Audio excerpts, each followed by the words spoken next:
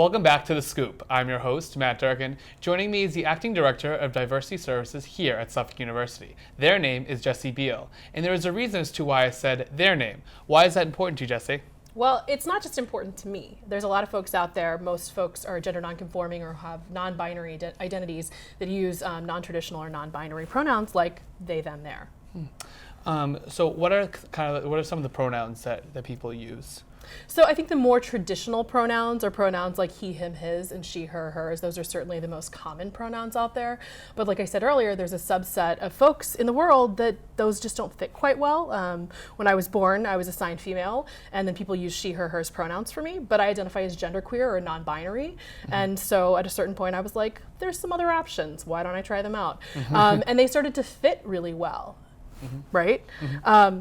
She, her, hers, he, him, his, they, them, theirs. There's also Z, here, hers, and people are making more and more pronouns to fit their specific needs, which is great, I think. Great. For our viewers that don't know what genderqueer is, Sure. So what is genderqueer? So there's a whole litany of different terms for folks with diverse gender identities. The most common term is probably transgender, right? Which usually means an individual who identifies with a gender other than the one they were assigned at birth, right? Folks who are genderqueer tend to have a critique of the gender binary, right? And usually play in the gray, although not always. But there's other terms too, right? Non-binary being one of them, gender fluid, meaning that there's some fluidity to someone's gender. So now I know that a lot of people, when they aren't really familiar, obviously it's kind of a new thing that a lot of people are getting used to. They say, oh, so if someone's transgender, does that mean that they're gay or they're lesbian or straight, or they're like, I don't understand. So so what's the difference between sexual preference and gender identity? That's a really good question. So sexual orientation has everything to do with who you're attracted to, right? Period. Right? And that has actually very little to do with what your gender identity is. So gender identity is your innate sense of yourself as a gendered being in the world, right? And so everyone has a gender identity, first of all. So not just transgender folks or genderqueer folks, but everybody.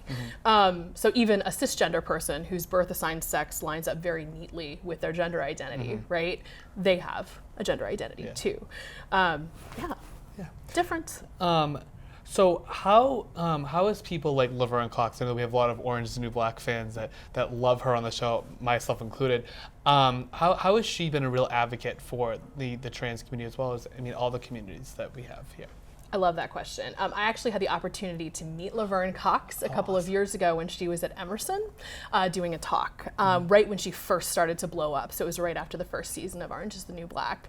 And I got to hear her speak, and I think the thing that made me the most impressed about who she is as a human is that she stayed afterwards and she spoke with every single person who wanted to talk to her and listened to everything they had to say and didn't act like she had anywhere else to be besides with them, which for a star is kind of cool and really affirming, right? Because the students in that group, most of them were LGBTQ plus identified, and they actually got to have a conversation with someone who represents them in media and be seen in that way. For me, one of the biggest things about LGBTQ plus, especially trans folks, being visible is that we don't have representation of ourselves, right? When I was growing up as a gender nonconforming youth, the only stories I knew of transgender people or genderqueer people were the stories of people getting killed, right? And we are in a world where 21 transgender women of color have been killed so far this year that we know of, right? In trans-related hate crimes. And so having narratives of success that offer opportunities for us to see something else that's possible for us as a community is really powerful, right? So we can be successful. You know, we're not necessarily a story of trauma that's about to happen, right? Like we can have lives that are fully articulated. And I think that's really important and gives a lot of hope to the community. Yeah, so just for our viewers that don't know what LGBTQ plus is, can you just say the acronym for us? So I lovingly call this alphabet soup, right? So LGBTQQIAAA ... P the acronym has gotten a bit unwieldy as more and more identity terms have proliferated in the past 25 or so years, right? We used to use gay as an umbrella term for the whole community, and that just doesn't work quite as well as it used to, right? So lesbian, L, gay, bisexual, transgender, transsexual, intersex, queer, questioning, ally, androgynous, asexual, so on and so forth. Wow. And so some educators and community activists out there have decided that, like, let's just go LGBTQ or LGBT and then add a plus sign at the back end of it so that it includes more diverse representations of sexual orientation and gender identity, right? Yeah. And it also stands for HIV positive, right? Like, huge. Like that's a huge part of Yeah. our history as a community as well. Not just our community, but it is certainly a part of our community too. Yeah, that's awesome that they definitely want to make sure that everyone feels included. Yes. So real quick, how do you think that for our Suffolk students that hear about this, because obviously we do come from a very diverse institution, Yes. how can we become more of an ally as opposed to more of like a supporter? Would you have any suggestions for that? Oh, so many suggestions. How much time do you have?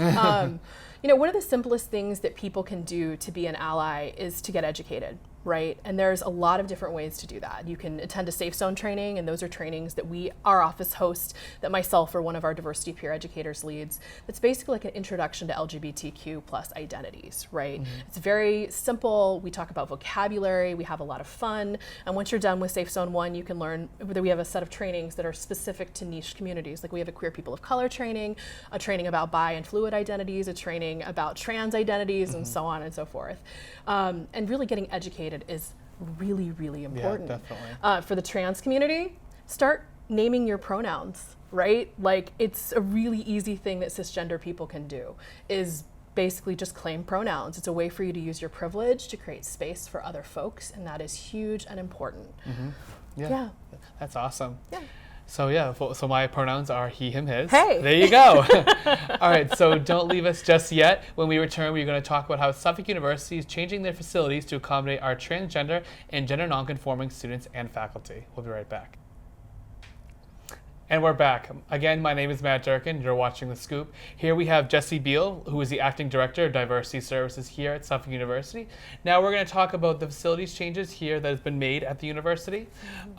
So if you want to talk about how is Suffolk setting apart from other universities, not even just universities, but places all around the world. How is that setting apart? Are you asking specifically around like bathroom facilities and things like that? Yeah. Perfect. When I got to campus about 2.5 years ago, there were just a handful of gender inclusive or all gender restrooms. And so gender inclusive, all gender restrooms are restrooms that, anyone of any gender can use, right? Usually they're single stall. So that means if you're using it appropriately, there's only one person in there. But there are also multi-stalls, and we actually ended up having a couple of those. Since I've been here, we've installed 14 new gender-inclusive restrooms all across campus. So in some ways, that actually brought us up to where some of our peer institutions are, because a lot of campuses already had a great deal of gender-inclusive bathrooms. Right now, we're in a really good position comparatively, which is great, which makes us a more attractive school for transgender, genderqueer, and gender nonconforming students, as well as folks who just have an eye for inclusion, which is the university has been really amazing at making that happen in a really short period of time. We just awarded our director of facilities, Jim Wallace, the President's LGBTQ Ally Award for all of the work that he's done to make sure that we have gender inclusive bathrooms all across campus. Awesome. And that 14 doesn't include the bathrooms in Somerset that should be open within the next few months that will be on almost every single floor to increase access. So what are other services that are possibly in the works that you know of, as far as like residence halls on campus or anything like that?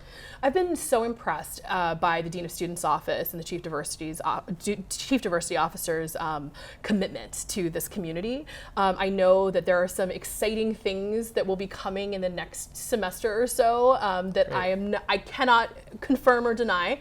But I know that there has been a lot of work happening around a gender and name change policy. Hopefully that will happen at some point soon. One of the most common issues that transgender, genderqueer, and gender nonconforming students bring to my attention is that their role when they go to class has their legal name and not the name that they use. And a lot of institutions in the Boston area, and a lot of it really is a better practice actually, to have students have the opportunity to select a name. Right? And we just don't have that right now. And I know that that's something that the Chief Diversity Officer and the Dean of Students are both committed to make happening. So we're just in the process of getting that through the proper chain of command to make sure it happens in the most effective, efficient, and holistic way, which is important to do it right. That's great. So, yeah. So I know that like so many students that have used your services, and just kind of like with, since I have been a student at the university, I've been to your office a million times, and I know that you guys have had so many options for students. What are some of the services that you offer so that people that don't know about your office, that they can hopefully come and see you? A lot. Last year we did over 150 events, which ends up being about 3 to 5 events a week, every week that we're open. So we are a very, very busy office, a very vibrant office full of very, very loud, amazing students, mostly loud and amazing, I have to say.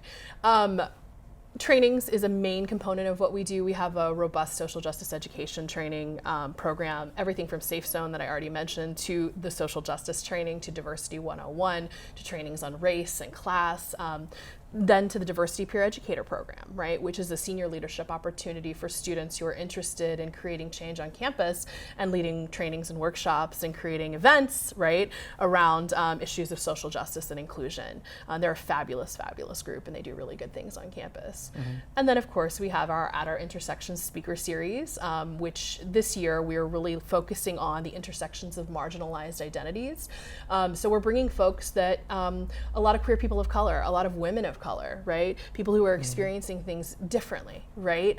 So that they can share their stories with us, and we can learn and grow from that. Our next person in the series is Adrienne Keene, who is the founder of the blog Native Appropriations, and she's going to talk to us about Native representation in pop culture, which I'm really excited about, especially considering we're going into Halloween right now, and all of the cultural appropriation that happens during that time of the year, and all of the misunderstanding of what cultural appropriation is, right? That is, I think, very common.